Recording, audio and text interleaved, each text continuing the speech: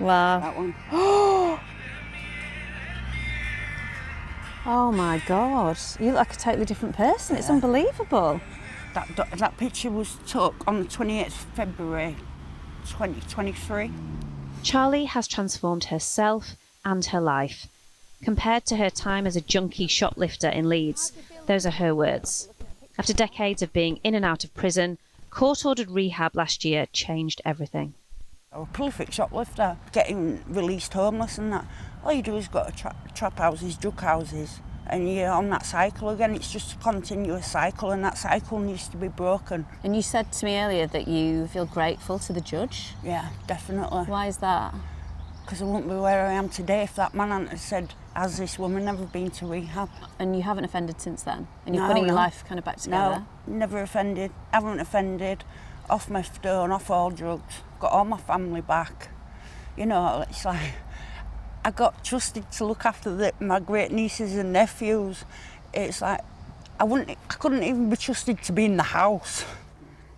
She's getting support to keep her life on track here at this probation centre in Preston. You couldn't see yourself as being anything other than a junkie shoplifter, but actually now you're a role model for other people, aren't you? It's places like this that are at the heart of this government's approach to reducing crime and the prison population, with shorter sentences likely to give way to more community rehabilitation. Probation officer Bex believes this is the right approach. Often the shorter sentences kind of disrupt people's lives. So, for example, people might lose housing because they've gone to prison. But then it's not really enough time for us to find more housing for them. I don't think people realise how much risk we're working with every day. And you're often hearing and reading about some really traumatic things, and then you have to go home at night and try and switch off. And yeah, the caseloads can be intense, but there's always hope that we'll get more staff, which will help a lot. But more rehabilitation will require more government investment in these already overstretched services. Okay, so lads, what we're going to be doing today with the job, we're going to be moving the stone onto the paths up there. Down the road, offenders are doing up this community garden. Luke, who runs the project, says this is far from the easy option. We get some lads that, when they come on the first day, they actually say, oh, I wish I'd just been put in prison for a few months. Why? Yeah. Why did they say that?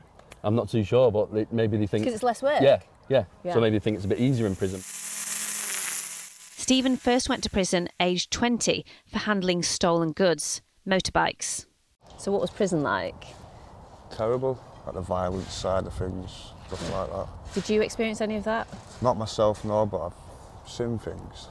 Yeah, like? Yeah, things you don't want to see again anywhere.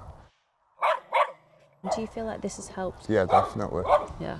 So if say you're late, but say you've got do you have like a cut-off time, but if you turn up 1 minute late, you get sent home.